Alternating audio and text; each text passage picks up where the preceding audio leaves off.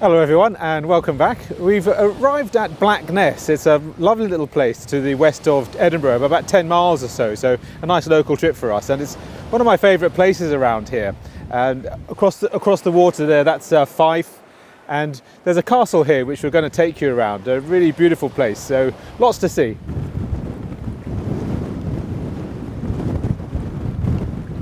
We've arrived here today to do a painting, a watercolour, but I'm not sure I'm going to be able to do that. The weather is incredible, the wind is unbelievable, and if I set my easel up today, it would just be blown away. Tanya's very courageously holding the camera and she's being buffeted, so the pictures are going all over the place. And the flag at the end of the pier, it's been cut in half because of the wind. That is sort of quite an amazing sight. It's only half a flag at the moment. Behind me you can see Blackness Castle, which is another very historic place on the Forth, and it's a beautiful castle, and it's one of my favourite painting haunts. I've really enjoyed painting that castle over the years. So what we're going to do today, as well as see the scenery, is to do some pencil sketches and take them back to the studio to do a painting eventually. And that's an interesting change up really, because it's a bit difficult at times because you've got to interpret more. When you're painting a landscape from life, everything's right. But when you take it home to paint, there's a little bit of a difference. The camera sees things a little bit different from us. But I will be doing a sketch as well. So let's try that, and at the end of this, take it home and see how we can do with the painting.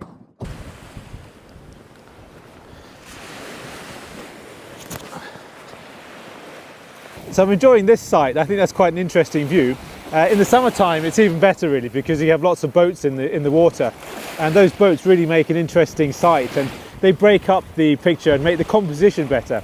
And I'm really interested in composition. I think that's one of the most important parts of producing a nice painting. If the composition is good, then the painting tends to be good, regardless how you paint it. And so we'll see. We'll have a little wander around here and see what sort of compositions I can get of this.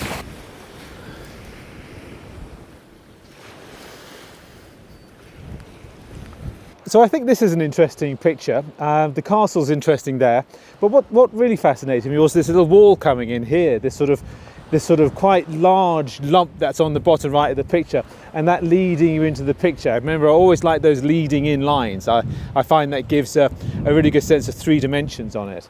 So that's quite interesting. So this is going to be one of the drawings we're going to do today. I'll evaluate all the drawings at the end of the day and see which one I'm going to paint.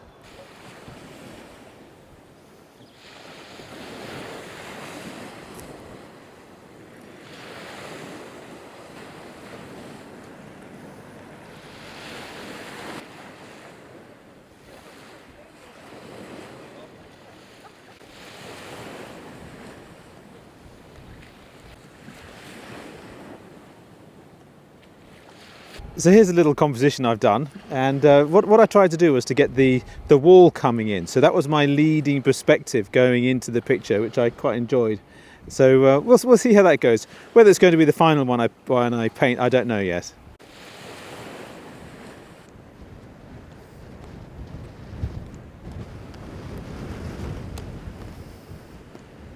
So this is HMS Queen Elizabeth. It's the flagship of the Royal Navy, an aircraft carrier, really beautiful ship. It came up the Forth yesterday and came under the bridge to a lot of spectacle.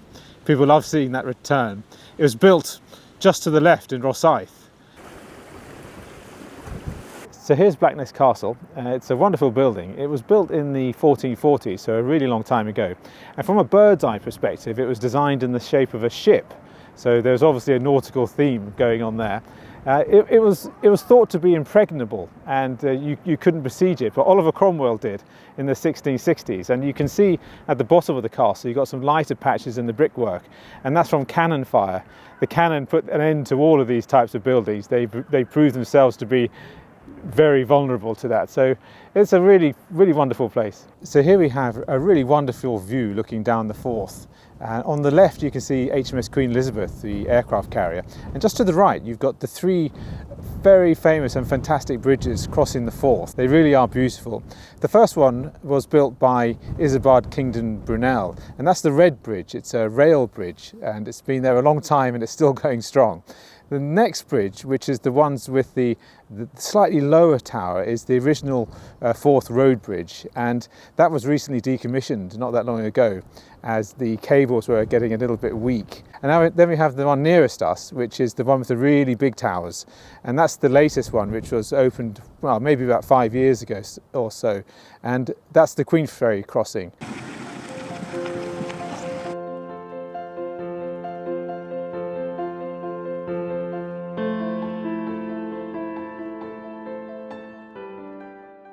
We've arrived back home. We left and it was a bit windy, but the wind was coming and going really. But at times it was amazing. That wind was blowing us away. So we've arrived back home, and I did a sketch. I didn't do any other sketches, but we're going to do the sketch that I did, and it's an interesting scene. So I've transferred that onto my piece of paper now, and I've taken photographs as well of the scene that I was in, and we're going to do an amalgamation of the sketch and the photographs. And painting from photographs is quite an interesting problem, really. It's not as straightforward as you think. The camera does see things in a different way from our eyes, and somehow when I see a photograph, there's something missing from it. I don't get excited by a photographic image. It just seems slightly wrong. But when I actually eyeball an image and paint it from life, it just seems more right. Here's the sketch that I did at Blackness Castle, and I like the composition. I always like it going into the picture, and I thought this wall was quite interesting because it like led you in like an S-bend to the main subject, which is the castle. Then you have the beach coming off here, the surf, and I'm probably going to put a few boats in here because it was a bit plain. In summertime there are lots of boats there, so I think that adds to the composition of it. And yeah, so that's the drawing there. So I've transferred the drawing onto this sheet of paper. Hope you can see that. It's a bit faint, but hopefully the camera will pick it up. So I haven't used any particular technique in it. I've just looked at it and drawn it. I haven't gridded it up at all. I've just drawn it on. And this drawing took me about 15 minutes or so. So I've set up my work area in my normal way. So I've got my two bottles of water here, which will be one very dirty and one cleaner water for when I want to mix up my colours in a cleaner way. And I've got my palette, squeezed all the colours out, and I've got my cloth that I place on my knee, on my leg there, just to control the amount of water that I'm using in it. So same as usual.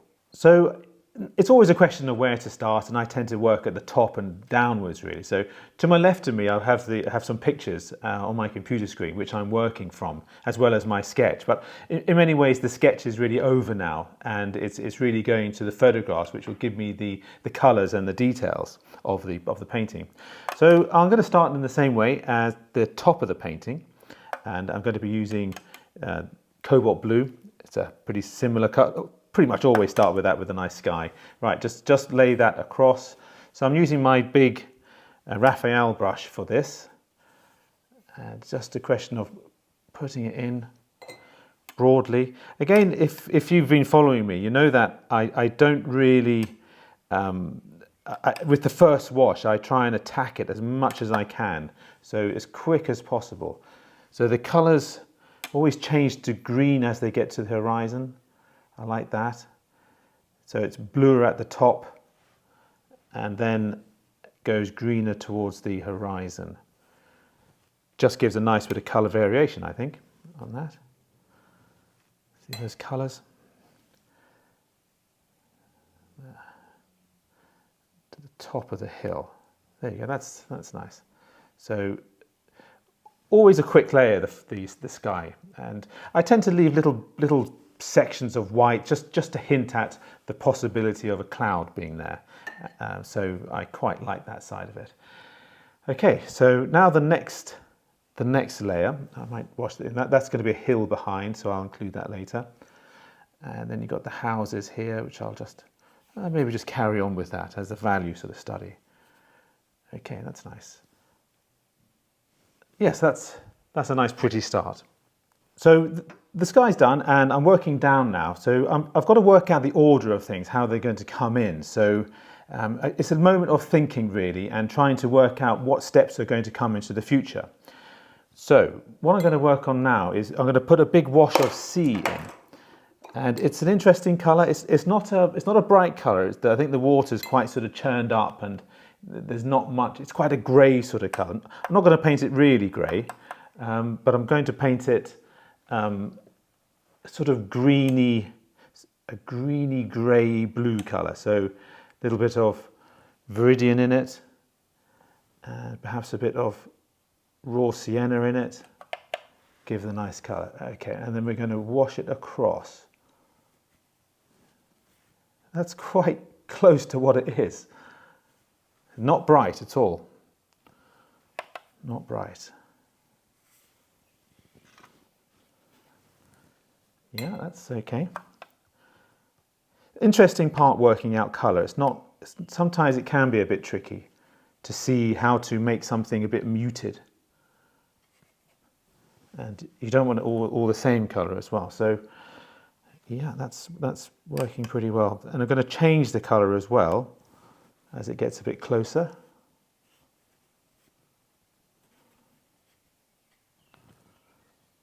That's a really nice colour. I like that. It's a sort of, I suppose let's call it a fawn colour.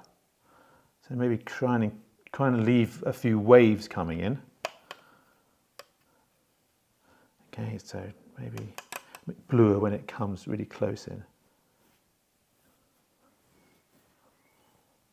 Give that impression of waves. So you see I've left those, so those are going to indicate a wave. Sometimes in watercolour, what you have to do is leave things out and not paint things. And that's quite interesting as well. It's not always about having to paint everything. It's about being selective with what you paint and paint what's necessary. So to leave white patches is so important. I think working from a mid-tone is a good idea so that you can darken things a bit as well when you go back into it. Right, so we'll work on the beach now, and it's a sort of yellow, it is quite yellowy, so a little bit of raw sienna, oh no, it's yellow ochre, and a little bit of raw sienna in it. And we're going to pop a little wash on here. So there, that's quite nice, maybe a little bit more, maybe a bit lighter perhaps. Maybe it's turning a little bit blue, don't want that. So here.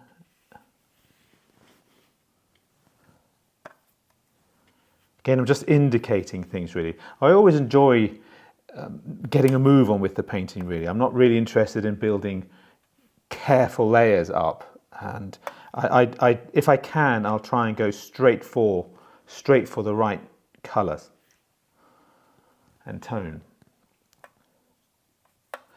Now it's to the beach and the beach in the distance there, which I'm going to get in. So this is here, that beach coming in. Okay. There. So you can see I've covered now 4/5 of the painting. Change of brush. I'm going to go back to my round brush, and I'm going to start to lay in the castle now, which is a relatively dark colour, but it does have highlights on it. Now it's a brown colour, so I'll put a bit of ultramarine, no, sorry, burnt umber, and maybe a bit of ultramarine in it. I like the way those two colours sing, and I'll just pop in a general tone. Maybe a bit browner.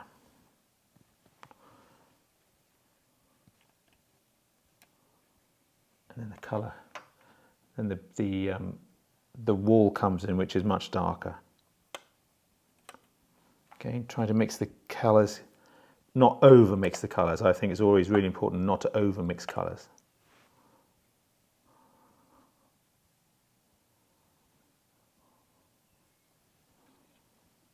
Yeah.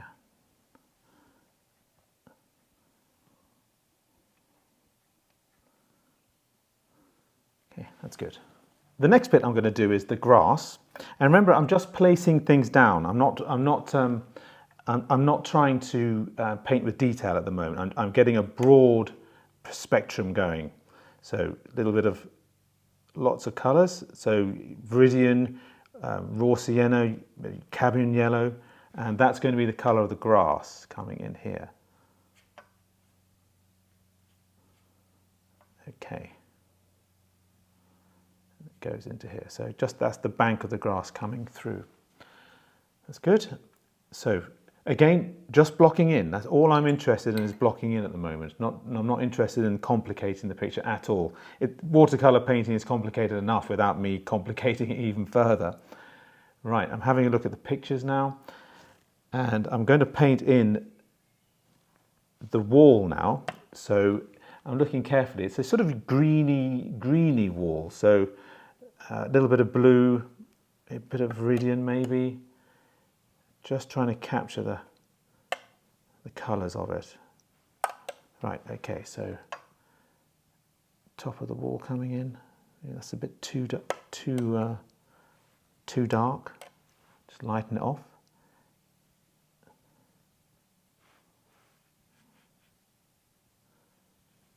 Again, just blocking in.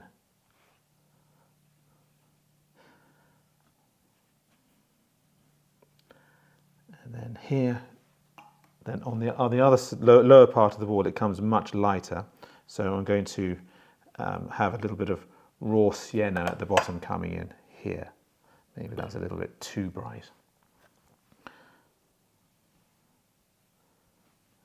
Okay. Then at the front of the wall, bottom of the wall here, that part comes in. And then the darker part, the shadow side of the wall coming in now. So I'm just going to paint it a little bit darker.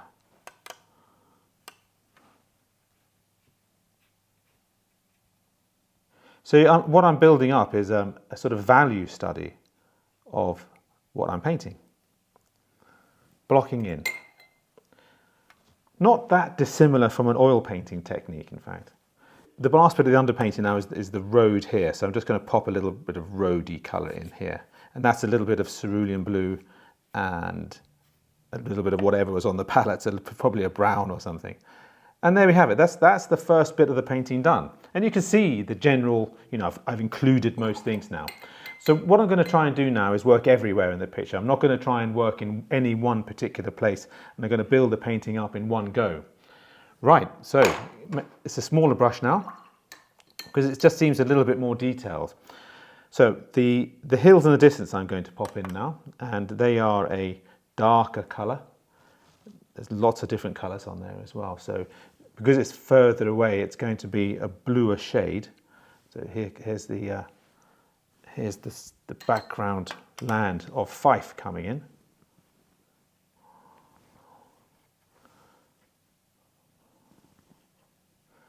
There's Fife in the distance. It comes over to here as well.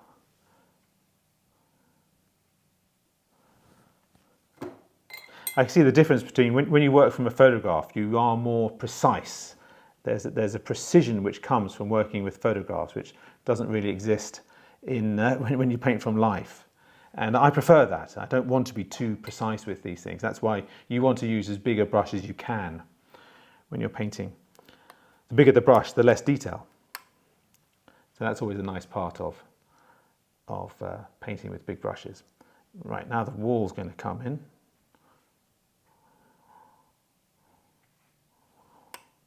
So a bit of ultramarine blue because it's quite dark, and burnt umber.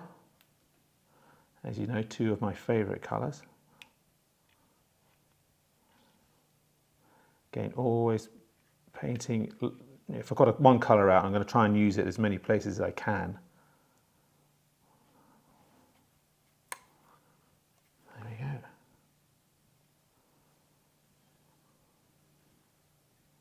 Some sort of pier going on to the left of the castle, and there's a walkway going across as well. That's nice.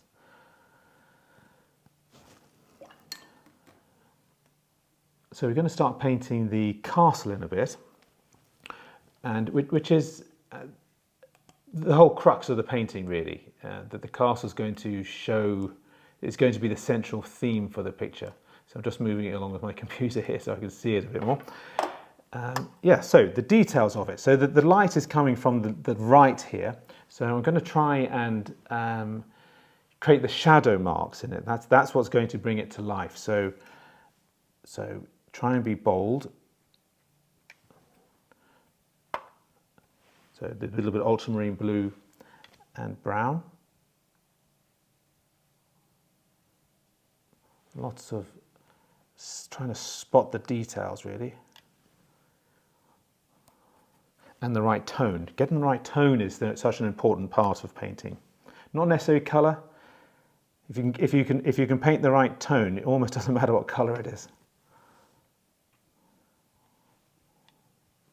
Okay. So lots of buildings. I don't paint buildings very often. Although it is an interesting subject. One of the ways that buildings are normally painted really is with pen and ink, as it's quite difficult to paint buildings in pure watercolour. It doesn't quite have the same bite as a pen and ink drawing, unless it's in the hands of a master. One of the best building painters I've come across was Edward Seago, and he was marvellous at it, in oil or watercolour. So do you see, just trying to get the basics in. So I'm trying to work on all the same colour all over the building at once. Okay, that's quite effective.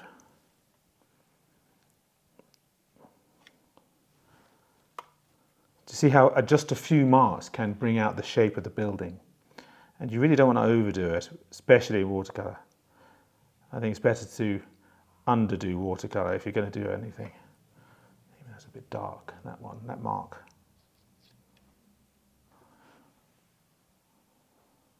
Okay. Sort of holes in the wall.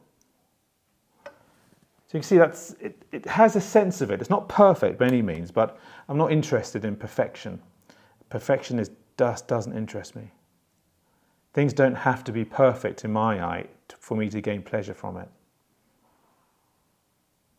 Again, that's an aesthetic judgment that you call. We all start off with painting with an idea of how we're going to paint it. So if you want to paint things in a detailed way, that's fine. It's okay to do that, but it's going to be more complicated, and for me it wouldn't be as enjoyable. So the roof has a little bit of yellow in it. The tiles. So I'm going to fade the blue away and add a little bit of yellowy colour to the tiles. So that's that colour. See, it's a slightly different colour.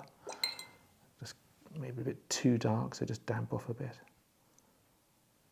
Yeah, that's nice. And that one there.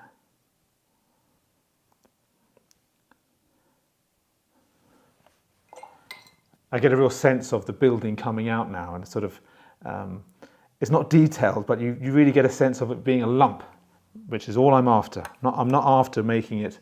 I'm not wanting to paint individual bricks.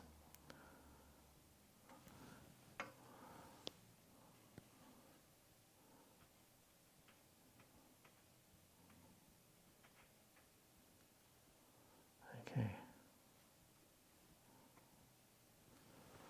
Yep.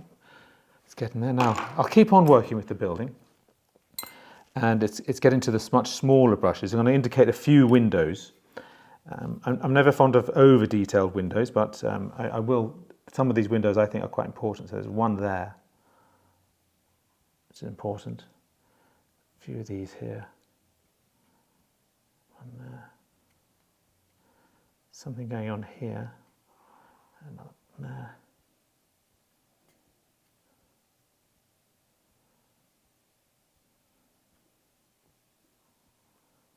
Lots of hints. And then the chimneys, which I'm going to paint in a red colour, burnt sienna, because the chimneys are maybe a little brick, made of brick.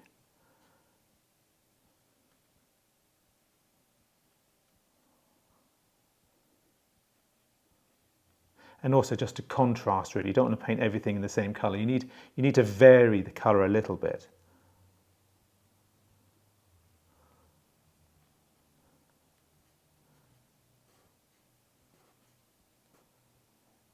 See, although I haven't painted too much of that, to my eye, that looks all right. I quite like that.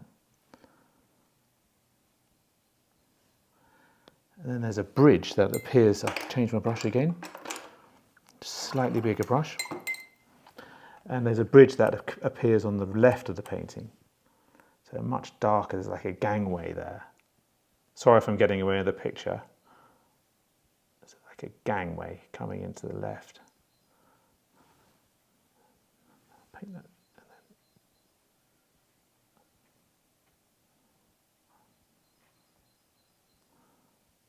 Okay, yeah, okay. I hope you've enjoyed this painting. We've been doing a bit of editing and this is the next day, and we found that the video is a little bit too long. So what we thought we'd do is we cut the video in half. So this is the first half and the next half is going to be out on Sunday at 6:15 UK time. So that will be the completion of the painting. I hope you find the time to watch it then, and I look forward to seeing you on Sunday.